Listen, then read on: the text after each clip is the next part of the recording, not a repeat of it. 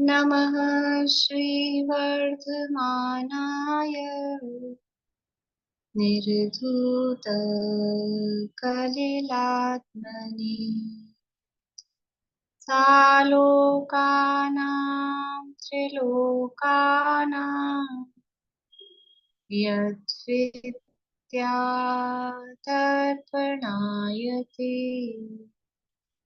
यद्विद्या तर्पणायते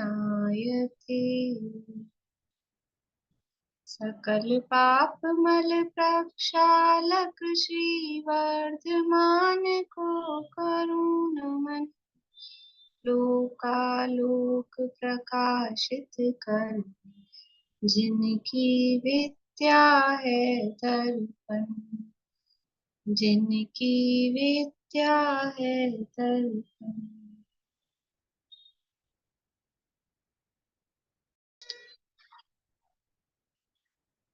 रत्नकरण शाखाचार ग्रंथ अपना चल रहा है। इसके अंतर्गत 3 अधिकार अपने हो चुके हैं। तीसरे अधिकार के बाद में परिशिष्ट में 47 शक्तियों का वर्णन नाम दिए हैं। वर्णन तो क्या दिया है, और पर उन नामों के बहाने से हम थोड़ा संक्षेप में उनका स्वरूप यहाँ पर देख रहे हैं।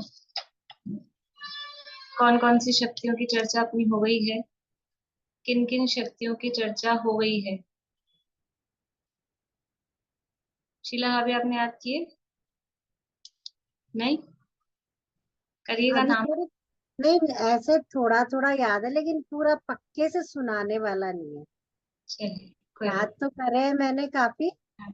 लेकिन पक्का एकदम वैसे फ्लो वाला नहीं है अभी। कल सरोज सुना दूं। गांधी आप बोलेंगे ठीक है, कल किन किन शक्तियों की चर्चा हो गई है, बोलेंगे सरोज गांधी?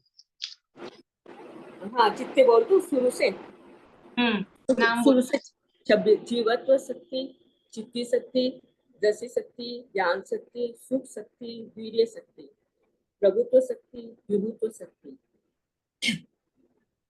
सर्व प्रभुत्व शक्ति, विभुत्व शक्ति, सर्वदर्शित्व शक्ति, सर्वज्ञत्व शक्ति, स्वच्छत्व शक्ति, प्रकाश शक्ति, असंकुचित विकासत्व शक्ति, अकार्य कारणत्व शक्ति, परिणम्य परिणामत्व शक्ति, त्यागोपादान शून्यत्व शक्ति, अगर लघुत्व शक्ति, उत्पाद में ध्रुवत्व शक्ति, परिणाम शक्ति, अमूर्तत्व शक्ति, अकर्तृत्व शक्ति, अभोक्तत्व शक्ति, अभोक्तत्व शक्ति, फिर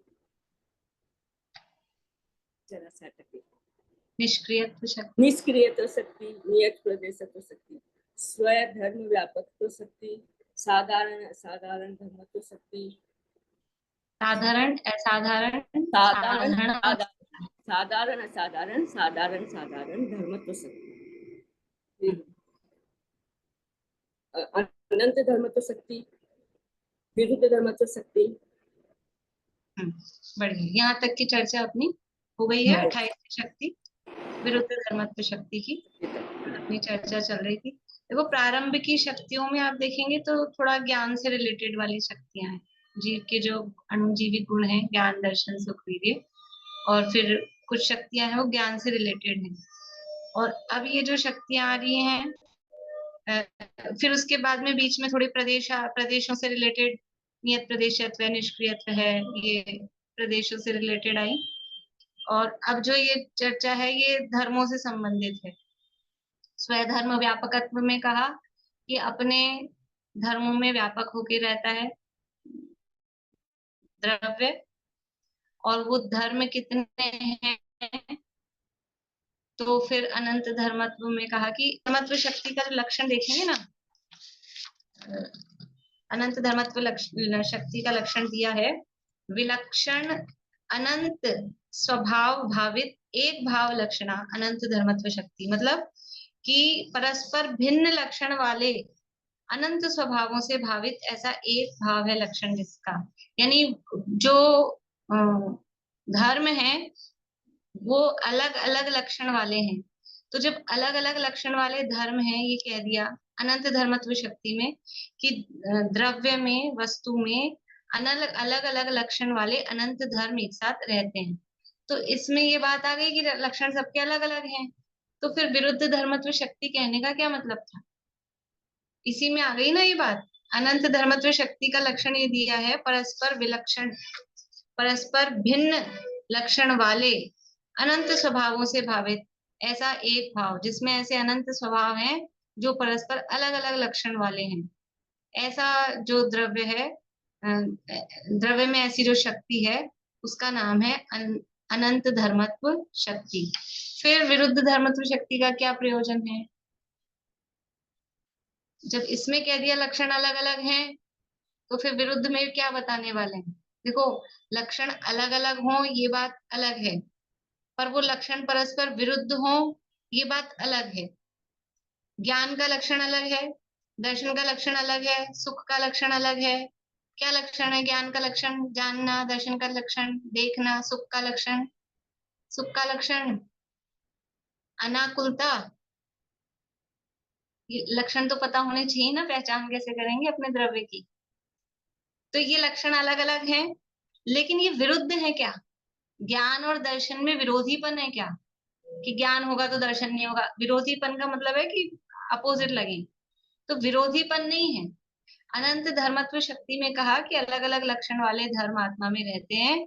लक्षण सबके अलग हैं, अलग लक्षण नहीं होंगे तो वो अनंतीपना कहाँ रहेगा? सबके लक्षण एक ही हो जाएंगे तो एक ही हो जाएगा वो। अब विरुद्ध धर्मत्व शक्ति में ये कह रहे हैं कि अलग अलग लक्षण होने पर भी कुछ धर्म ऐसे हैं जो परस्पर विरोधी लक्षण वाले हैं, परस्पर विरुद्ध दिखाई दे रहे हैं, और वो परस्पर विरुद्ध दिखाई देने वाले भी अनंत धर्म आत्मा में रहते हैं। वो किस कारण से रहते हैं? कि वो एक शक्ति है, विरुद्ध धर्मत्व नाम की शक्ति। इसमें कहा तद्रूपमयत्व, तद अतद्रूपमयत्व, तद्रूपमयपना और अतद्रूपमयपना जिसका लक्षण है, उस शक्ति का नाम विरुद्ध धर्मत्व शक्ति है। कि तद्रूप रहे और अतद्रूप भी रहे। ऐसा कैसे हो सकता है? तद्रूप का मतलब है जो द्रव्य जिस स्वरूप से है उस रूप से रहे, तद्रूप। तत् यानी वह उस रूप रहे, और अतद्रूप कि उस अन्य रूप नहीं रहे। तद्रूप यानी उस रूप रहे, और अतद्रूप यानी उस रूप नहीं रहे। तो अपने स्वरूप से रहे पर स्वरूप से नहीं रहे, ऐसा विरोधीपन। ये तो अपन अपने स्वरूप से रहे पर स्वरूप से नहीं रहे, तो इसमें तो क्लियर हो जाता है। लेकिन स्वरूप से रहे और इस रूप से रहे, इस रूप से नहीं रहे, ऐसा ये विरोधीपन दिखाई दे रहा है ना। तत्व शक्ति अतत्व शक्ति, भी दोनों शब्द अपोजिट दिखते हैं कि नहीं? तत्व शक्ति और तत्व और अतत्व, एक और अनेक, ये विरुद्ध दिखाई देते हैं कि नहीं शब्द? पर ऐसे ये ऐसे धर्म भी विरोधी दिखाई देने वाले, नित्य अनित्य, भेद अभेद, एक अनेक, तत् अतत्, सत असत, द्रव्य सत है कि असत है?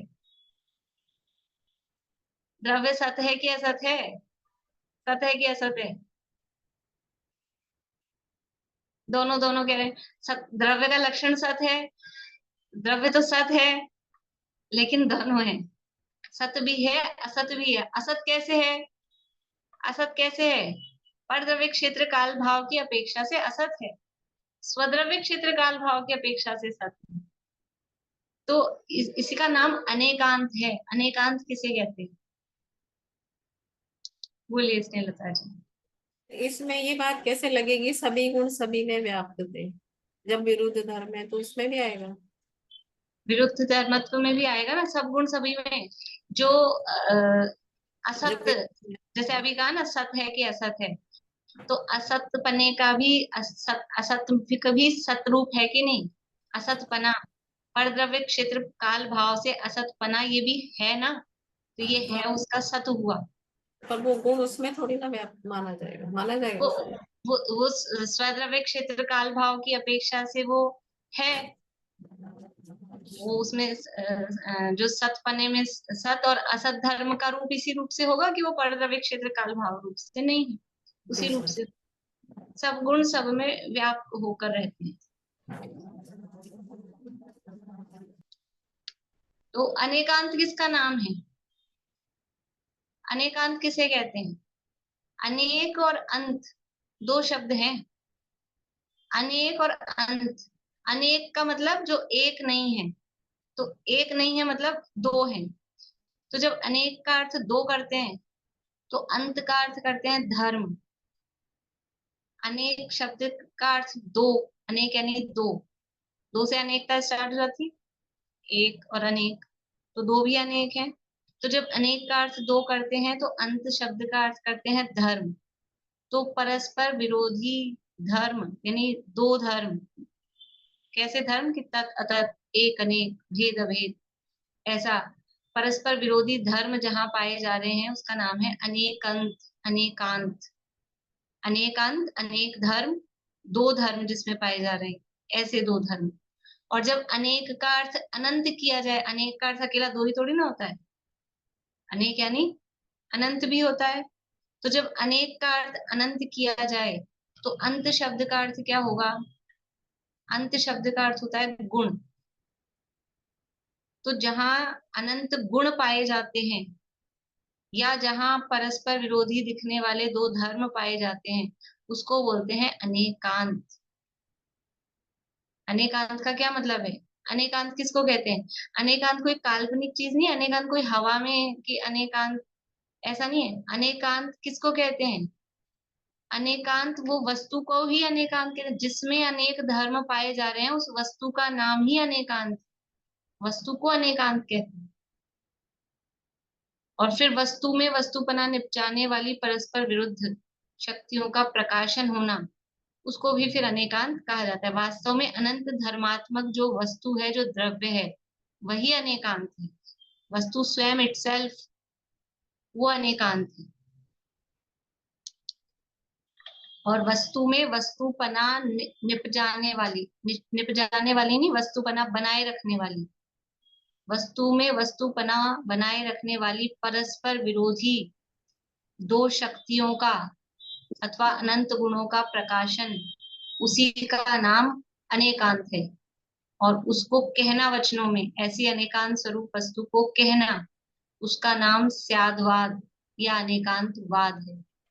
वाद मतलब कहना, उसका नाम स्याद्वाद या अनेकांतवाद। बोलिए आशा। जो जैसे अपने नयों में पढ़ी थी आस्ती नास्ती, उस टाइप सी है कुछ कुछ, जैसे वो हाँ नयों में पढ़ना हाँ आस्ती नास्ती, आपने सविद्रम क्षेत्र से पढ़, वैसा ही है सब हाँ कुछ, थोड़ा बहुत। हाँ वो भी वो स्यादवाद के ही स्याद शब्द लगा के कहा था ना उसमें, स्याद अस्ति स्याद हाँ, नास्ति, हाँ, हाँ, हाँ। तो वो इसी में आता है। देखिए तो परस्पर जो विभिन्न लक्षण वाले अनंत गुणों को धारण करके रखना, ये अनंत धर्मत्व शक्ति में कहा। और परस्पर विरुद्ध प्रतीत होने वाले, परस्पर विरुद्ध प्रतीत होने वाले, विरोधी है नहीं, विरोधी दिखते हैं। विरोधी है क्या? देखो बच्चों को जब अपोजिट लिखवाते हैं ना, अपोजिट, तो स्त्री का अपोजिट क्या लिखेंगे? अपोजिट लिखवाएंगे। तो स्त्री का अपोजिट क्या लिखेंगे? मैन का, वुमेन का, पुरुष लिखेंगे ना, मैन, ये लिखेंगे। तो परस्पर विरोधी है, अपोजिट है। फिर अपोजिट है तो साथ रहते हैं कि नहीं रहते हैं? कि ये अपोजिट प्रतीत होते हैं, अपोजिट है नहीं। जो भी गुण धर्म है, दादा दुकान का उदाहरण देते हैं, नए चक्र में दिया कि दुकान में दो भाई हैं, दो भाई एक दुकान करते हैं मिलके, मान लो कपड़े की दुकान है। एक भाई बाजार से समझ लो बाहर से जा जाके माल लाता है, और दूसरा वहां दुकान पे रहता है, वो बाहर का काम करता है, वो माल खरीद खरीद के लाता है और ये बेचता है। तो दोनों के काम कैसे हैं? अपोजिट है ना, एक भरता है और एक खाली करता है। तो फिर लड़ते होंगे दोनों, कि दोनों इसी में खुश रहते हैं कि तू भरे जा और तू खाली करे जा। ये साथ रहते हैं। दुनिया में भी इसी तरह से व्यवस्था चलती है। एक आदमी माल बेच रहा है, एक भाई, और वो उधार देता है, दूसरा भाई जाके वसूली कर करके लाता है। तो वो उधार दे रहा है, ये वसूली कर रहा है। अगर दोनों में से एक भी काम नहीं करे तो फिर कैसे चले व्यवस्था? तो ऐसे ही द्रव्य में भी विरोधी प्रतीत हो रहे हैं, पर वास्तव में विरोधी है नहीं। तो परस्पर विरोधी प्रतीत होने वाले अनंत धर्म युगलों को धारण करके रखना, ये एक शक्ति है। एक शक्ति है, इसके कारण रह पा रहे हैं। अगर ये विरुद्ध धर्मत्व शक्ति नहीं हो तो फिर लड़ने लग जाएंगे वो अंदर धर्म भी, कि मैं हूं तू नहीं रह सकता, ऐसा। ये विरुद्ध धर्मत्व शक्ति का काम है। अब वो कैसे हैं वो विरुद्ध धर्म, उनका कुछ थोड़ा सा सैंपल बता दें तो अब आगे जो चलेंगे, तत्व तत्व, एकत्व अनेकत्व, और भाव अभाव, भाव अभाव, अभाव भाव, ये सब विरोधीपन दिखाने वाली, विरोधी है नहीं पर इस तरह के विरुद्ध धर्म आत्मा में है, वो यहाँ पर अब बता रहे हैं। 29वीं और 30वीं शक्ति की चर्चा करेंगे एक साथ दोनों की, तत्व शक्ति और अतत्व शक्ति।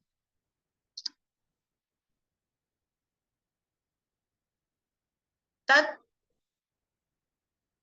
ये तो विरुद्ध धर्म है। तद्रूप भवन रूपा तत्व शक्ति ही, अतद्रूप भवन रूपा अतत्व शक्ति। तद्रूप भवन, ये कौन सा भवन है? अपने भवन का नाम रख सकते हैं, तद्रूप भवन। ये कौन सा भवन है? भवन का मतलब ये भवन मकान नहीं, भवन मतलब होना, भू धातु से भवन बना है, भवन यानी होना। तद्रूप, उस रूप होने रूप, उस रूप होने रूप वो है तत्व शक्ति। और अतद्रूप भवन यानी उस रूप नहीं होने रूप जो शक्ति है उसका नाम है अतत्व शक्ति। देखिए, तद भवन रूप तत्व शक्ति और अतद भवन रूप अतत्व शक्ति है। तद भवन यानी जो वस्तु जैसी है वो उस रूप हो, वो है तत्व शक्ति। और जो वस्तु जैसी नहीं है अतद, उस रूप हो यानी अन्य रूप नहीं हो। अतद यानी अन्य रूप नहीं हो, जिस रूप है उसी रूप हो, ये तत्भवन रूप। और अतद यानी अन्य रूप नहीं हो, अतद उस रूप होने रूप अतत्व शक्ति है। कि जो भी वस्तु है, प्रत्येक वस्तु अपने अपने गुण पर्याय रूप से हो, तद्रूप भवन, जो जैसी है वो उस रूप परिणमित हो, उसका नाम है तत्व शक्ति। अपने तत्व का मतलब क्या होता है? तत्वार्थ। तत्व मतलब एक शब्द में बोलेंगे तत्व का क्या अर्थ है? बोलिए दीपिका जी। तत्व यानी भाव या सार। बहुत बढ़िया, भाव। तत्वार्थ बोलते हैं ना, तो अर्थ यानी पदार्थ और तत्व यानी उसका भाव। तो जो वस्तु में जो भाव है उस रूप होने रूप, वस्तु अपने भाव रूप हो। भाव मतलब, भाव का अर्थ अकेला परिणाम वाला भाव नहीं, गुणों को भी भाव कहते हैं, पर्यायों को भी भाव कहते हैं। तो द्रव्य है, वस्तु है, अपने गुण पर्याय रूप परिणमित हो, उस रूप होने की उसकी शक्ति है, वो तत्व शक्ति है। और अन्य गुण पर्याय रूप परिणमित नहीं हो, वो उसकी अतत्व शक्ति है। अतत्व रूप नहीं होगी, तत्व रूप होगी। जैसे अग्नि है तो वो गर्म रूप परिणमित हो, ये तत्व शक्ति। और वो शीतलता रूप परिणमित न हो, ये उसकी अतत्व शक्ति। पानी है, वो शीतलता रूप परिणमित हो, ये उसकी तत्व शक्ति। और वो उष्णता रूप परिणमित, अब उष्णता रूप तो दिखता है वो संयोग से, लेकिन वैसा वो उष्ण नहीं होता है जैसे अग्नि उष्ण है स्वभाव, तो वो उसमें अतत्व शक्ति। तो इस तरह से ये जो द्रव्य है वो स्वद्रव्य क्षेत्र काल भाव से तत्व रूप है, तत्रूप है, अपने स्वरूप रूप है। और उस रूप भवन, भवन और दिया ना, भवन का मतलब है परिणमित होते रहना, अपने रूप ही परिणमित होना। यानी जीव है, अनादि काल से परिणमन कर रहा है, भले ही शरीर के साथ में है, तो परिणमन करते करते कैसा परिणमन कर रहा है? जीव का परिणमन अनादि काल से लेके आज तक कैसा हुआ? तद्रूप भवन, ज्ञान ज्ञान ज्ञान ज्ञान रूप परिणमन हुआ, इसके अलावा कुछ नहीं हुआ। जानना जानना जानना जानना जानना, इसके अलावा कर ही नहीं सकता है कुछ, ये तद्रूप भवन। और अतद्रूप भवन यानी अन्य रूप नहीं होने रूप, कि कभी स्पर्श रूप, वर्ण रूप, गंध रूप ऐसा परिणमन नहीं हुआ, उस रूप परिणमित नहीं होता है। और अपने स्वभाव रूप ही परिणमित होता है। चीनी है वो कैसी परिणमित होगी, कभी भी किसी भी जिस देश में, जिस काल में, जिस हाल में रहे, कैसी परिणमित होगी चीनी, कि मिठास रूप ही परिणमित होगी।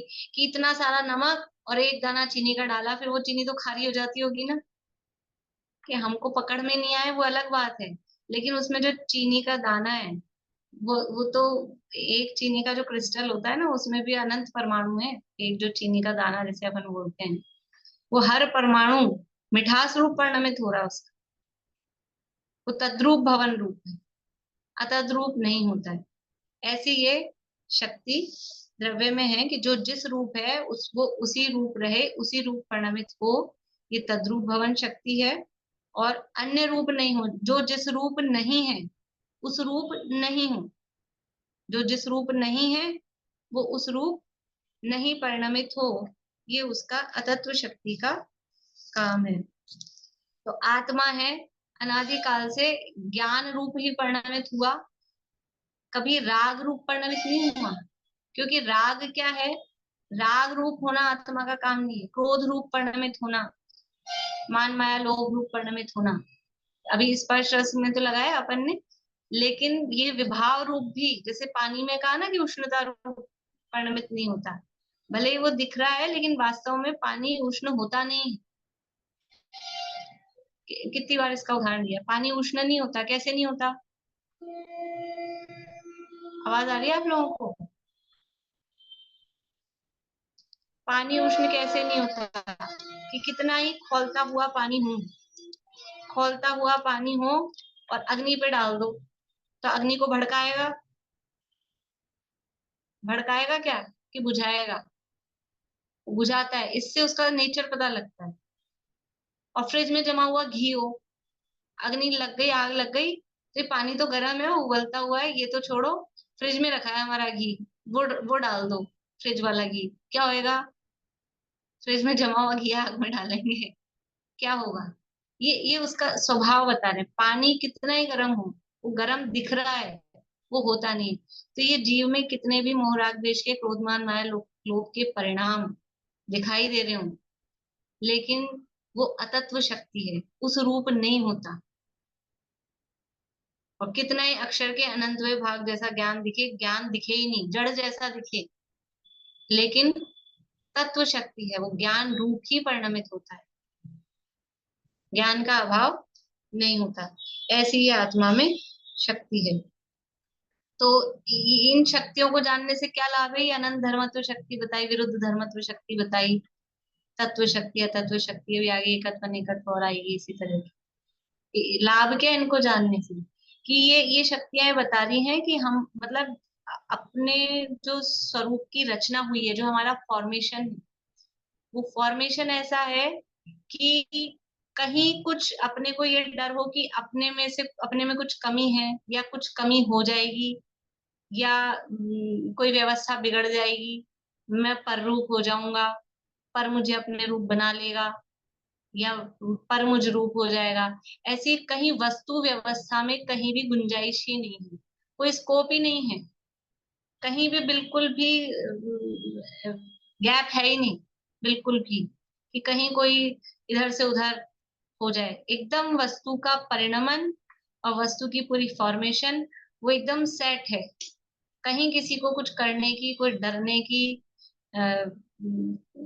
कोई गुंजाइश नहीं है। तो इससे क्या होगा? इससे लाभ क्या होगा? इससे लाभ ये होगा कि उस खोपड़ी में जो भार है ना, जो टेंशन है, वो सारी टेंशन वो समाप्त हो जानी चाहिए। तब तो सच में वास्तव में हमने इनका स्वरूप पढ़ा समझा।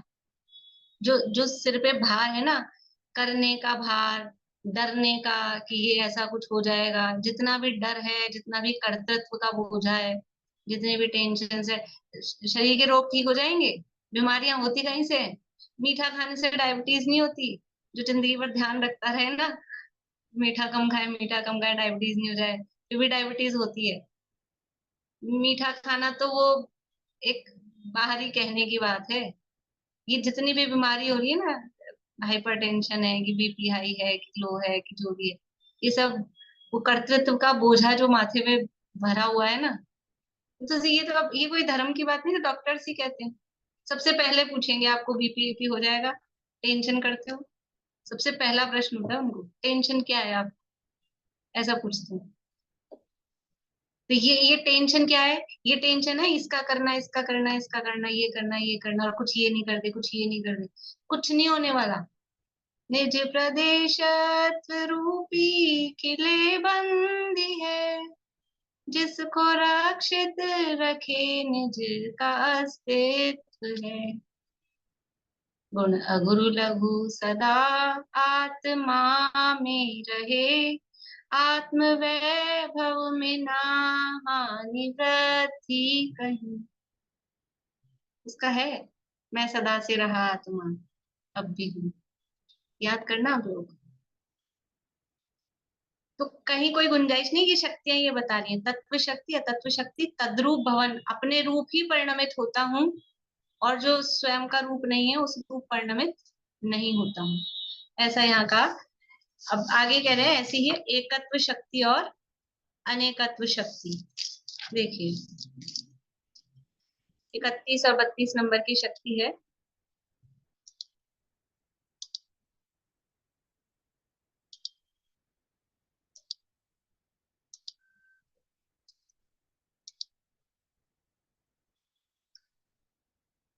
अनेक पर्याय व्यापक एक द्रव्यमयत्व रूपा एकत्व शक्ति। एक द्रव्य व्याप्य अनेक पर्यायमयत्व रूपा अनेकत्व शक्ति। क्या कह रहे हैं इसमें, अनेक पर्यायों में व्यापक, अनेक पर्यायों में व्यापक है, फैला हुआ है, लेकिन कैसा है, एक द्रव्यमयत्व, एक द्रव्यपने के कारण, एक द्रव्यपने को जो प्राप्त है, ऐसी एकत्व शक्ति। अनेक पर्यायों में व्यापक होने पर भी एक द्रव्य रूपपने को जो प्राप्त है, उसका नाम एकत्व शक्ति। और एक द्रव्य व्याप्य अनेक पर्यायमयत्व रूपा, कि एक द्रव्य से व्याप्त अनेक पर्यायों वाली, अनेक पर्यायों में वो अनेकत्व शक्ति है, कि एक द्रव्य से जो व्याप्त, यानी अनेक पर्याय हैं लेकिन उनमें वो द्रव्य क्या है, यानी किस द्रव्य की है, वो एक द्रव्य की है।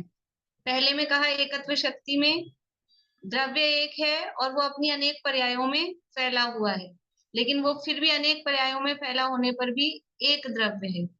और अनेकत्व शक्ति में क्या कह रहे हैं, एक द्रव्य होने पर भी वो अपनी अनेक पर्यायों में फैला हुआ है, इधर से और उधर से, दोनों तरफ से बात कह रहे हैं।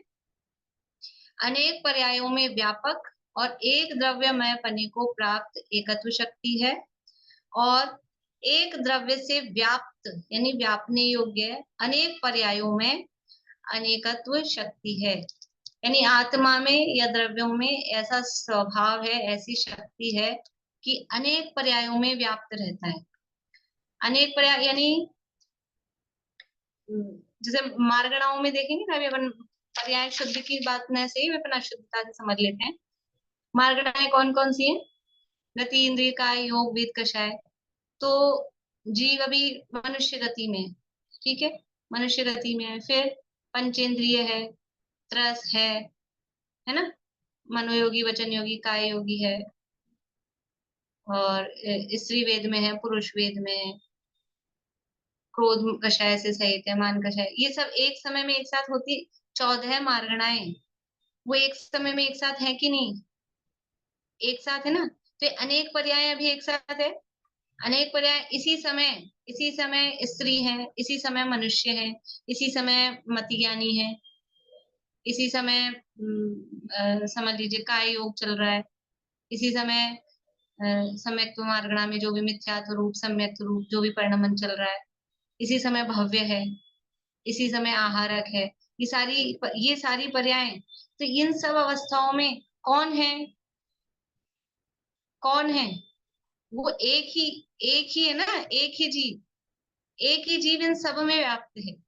अनेक पर्याय होने पर भी, ये तो अपन ने अशुद्ध पर्यायों की अपेक्षा से बात की, शुद्ध पर्यायों से देख लो, गुणों की पर्यायों से, मति ज्ञान रूप है, चक्षु दर्शन रूप है, सुख, वीर्य आदि जो भी पर्याय हो रही है, अस्तित्व, वस्तुत्व आदि, ये जो भी पर्याय हो रही हैं, ये पर्याय किसकी हो रही है, कौन है उस पर्याय में, कौन है? वो एक जीव। बेसन के लड्डू बनाए, भजिए बनाए, नमकीन बनाई, हलवा बनाया, कौन है? कौन है उसमें सब में? वो एक बेसन कहो, एक चना कहो, वो सब में है। तो अनेक पर्यायों में व्यापक, अनेक पर्यायों में फैला हुआ होने पर भी वो एक रहे, वो द्रव्य वही रहे, वो एक महत्व पने की शक्ति है, उसका नाम है एकत्व शक्ति। अनेक पर्याय होने पर द्रव्य अनेक नहीं हो जाता, द्रव्य अनेक नहीं हो जाता। मैं अनेक, अभी तो अपन ने एक ही समय में ली, अलग अलग समय में लोग, कभी देव हुआ, कभी नारकी हुआ, कभी मनुष्य हुआ, कभी तिर्यंक हुआ, कभी एक इंद्रिय हुआ, कभी दो इंद्रिय हुआ, कभी तीन इंद्रिय हुआ, ऐसे भी अलग अलग पर्यायों में हुआ, तो भी वो कौन रहा? कभी भील हुआ, कभी मारीची हुआ, कभी शेर हुआ, कभी महावीर हुआ, तो भी एक मयपना, तो भी वो एक ही है जी। तो अनेक पर्यायों में व्यापक एक द्रव्य मयपना को जो प्राप्त है, ऐसी वो एकत्व शक्ति। और अनेकत्व शक्ति क्या कह रही है? कि एक द्रव्य से व्याप्त अनेक पर्यायों में, जो अनेक पर्याय दिख रही ना अलग अलग, अरहंत, सिद्ध, आचार्य, उपाध्याय, साधु, ये अलग अलग पर्याय दिख रही हैं। सम्यक, सुदर्शन, ज्ञान, तप, संभाव, सम्यक आचरण, ये अलग अलग पर्याय दिख रही हैं। लेकिन इन अनेक पर्यायों में भी ये अनेक पर्याय किससे व्याप्त हैं? ये अनेक पर्याय भी एक द्रव्य, एक जीव से, उस एक जीव से व्याप्त हैं। तो इस तरह से द्रव्य में एकत्व शक्ति भी है, अनंत गुण धर्म होते हुए भी वो एक है, और एक होते हुए भी उसमें अनंत गुण पर्याय हैं। जैसे भारत के लिए बोलते हैं अनेकता में एकता, भारत एक है कि अनेक है? कि इतने सारे राज्य होने पर भी वो एक है, लेकिन एक होने पर भी इतने सारे राज्य हैं। तो ऐसे ही द्रव्य में भी ऐसा ही है कि अनंत गुण पर्याय होने पर भी वो एक है, और एक होने पर भी वो अपने अनंत गुण पर्याय रूप रहता है। ऐसी वो अनेकत्व नाम की शक्ति है। देखो, जो अन्य मत वाले कहते हैं ना, एकत्व अनेकत्व वाली जो ऐसी बात अन्य मत वाले कहते हैं, अद्वैत पने की बात, या वैसा एकत्व नहीं लेना कि एकत्व नाम की शक्ति है इसलिए हम सब मिलके जीव एक हो जाएंगे, कि सब एक हो ब्रह्म, ऐसी एकत्व शक्ति नहीं है कि पूरे विश्व में एक ब्रह्म व्याप्त है, ऐसी एकत्व शक्ति नहीं है। लेकिन जो मेरे गुण पर्याय हैं उसमें मैं व्याप्त हूँ, ऐसा ब्रह्म में फैला हुआ हूँ। कहाँ फैला हुआ हूँ? कि अपने गुण पर्यायों में फैला हुआ हूँ, पर द्रव्य के गुण पर्यायों में नहीं फैला हुआ हूँ, वो पहले निषेध कराए। तो एकत्व शक्ति का मतलब सब जीव एक हैं, कि सारे भगवान एक है और उसके अंश हैं सब, ऐसी वाली एकता नहीं लेना। कि द्रव्य है वो अपने अनंत गुण पर्यायों सहित होने पर भी वो एक अभेद अखंड है, और अभेद अखंड एक होने पर भी उसमें ऐसा नहीं है कि कुछ है ही नहीं अंदर, गुण पर्याय उसमें अनंत है। वैसे एकत्व और अनेकत्व शक्ति की बात यहाँ हुई है। और कल जो प्रीति ने पूछा था ना, गुण धर्म, लास्ट क्लास में बताया था, समझ में आया था आप लोगों को? गुण, धर्म, शक्ति, स्वभाव, चार चीजें अपन बोलते हैं। गुण, धर्म, शक्ति, स्वभाव।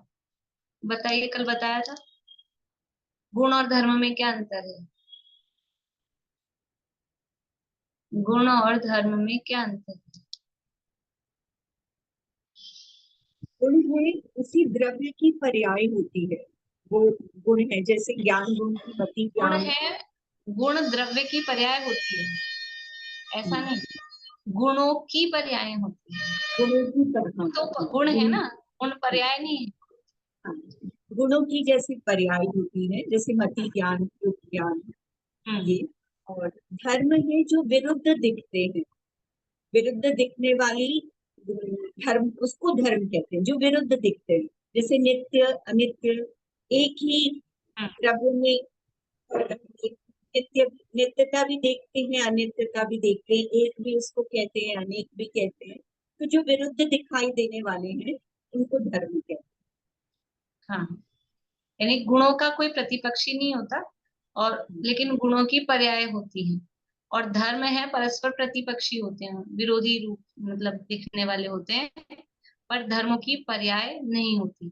ये जो शक्तियां हैं, यहाँ जो शक्तियों की चर्चा चल रही है उसमें गुण रूप शक्तियां भी हैं, धर्म रूप शक्तियां भी, अभी ये धर्म रूप शक्तियों की चर्चा चल रही है।